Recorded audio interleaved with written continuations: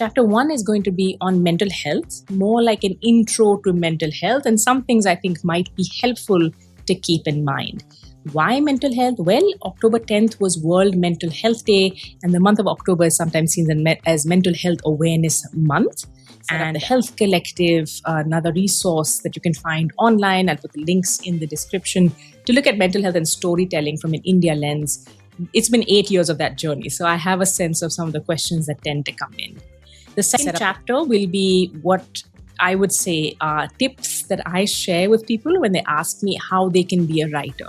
I'm an author. I've, of course, written 2 novels that have come out. A third one should be out by the end of the year. And I've also co-authored 4 works of nonfiction. So many of us feel like we have a book in us. And if I'm able to help enable any of you, I'd love to do that as well. As you can see, I've written both fiction and nonfiction, as I was saying.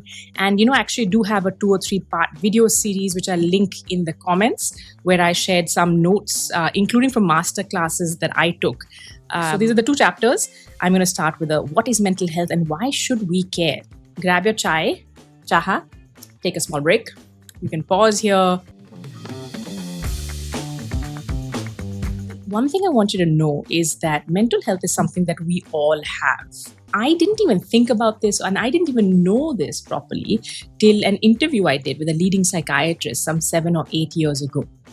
Which is to say that I don't think we're all born knowing everything, obviously. And I think there's a little bit of judgment and snobbery that comes in when sometimes people ask questions that seem basic to other people. But that's not a helpful attitude at all, and I don't think that's the right attitude. So I want you to know that, this is going to be a safe space. There are no stupid questions, and we will assume good intent in the comments that you send in as well.